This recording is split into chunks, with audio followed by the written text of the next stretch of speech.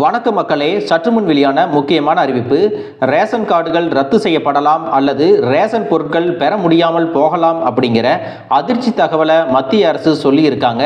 என்ன காரணத்தினால ரேஷன் கார்டுகள் ரத்தாக போகுது, யாருக்கெல்லாம் ரேஷன் பொருட்கள் கிடைக்காமல் போகலாம், இது நடக்காமல் இருக்க பொதுமக்கள் என்ன செய்யணும் அப்படிங்கிற கூடுதல் விவரங்களை தெரிஞ்சுக்க இந்த வீடியோவை ஸ்கிப் பண்ணாம முழுசா பாருங்க.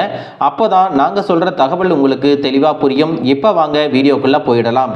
மத்திய அரசு தற்போது ரேஷன் அட்டைதாரர்களுக்கு EKYC அப்படின்னு சொல்லக்கூடிய எலக்ட்ரானிக் நோ யுவர் கஸ்டமர் அப்படிங்கிற நடைமுறையை கட்டாயமாக்கி இருக்கிறது.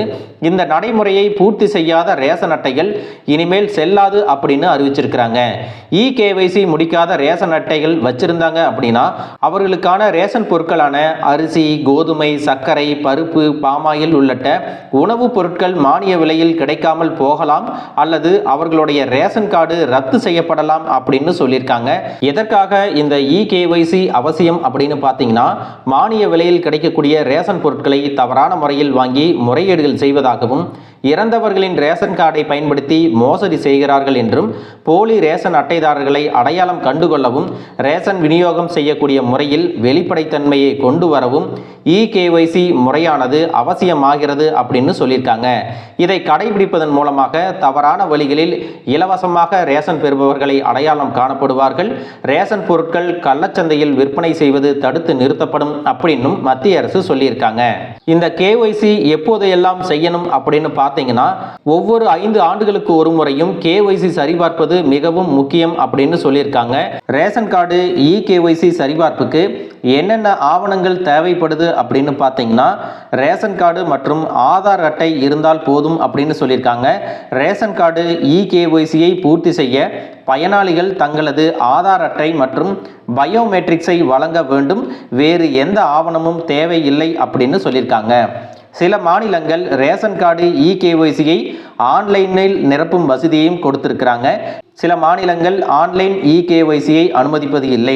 உங்களுடைய ஆதார் அட்டை உங்கள் ரேஷன் அட்டையுடன் இணைக்கப்பட்டிருந்தால் மட்டுமே உங்கள் ரேஷன் அட்டையை EKYCயை ஆன்லைனில் நிரப்ப முடியும் அப்படின்னு சொல்லியிருக்காங்க.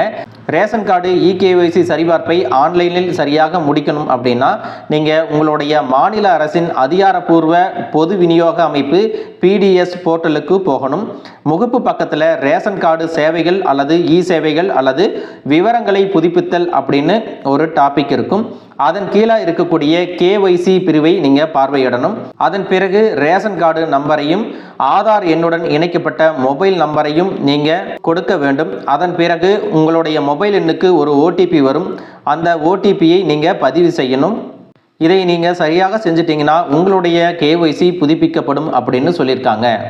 மக்களே, இந்த அப்டேட் செய்வதற்கு காலதாமதம் செய்யக்கூடியவர்களின் ரேஷன் கார்டுகள் மற்றும் அவர்களுடைய பெயர்கள் பட்டியலிலிருந்து நீக்கப்படலாம். அவர்களுடைய ரேஷன் கார்டும் ரத்து செய்யப்படலாம்.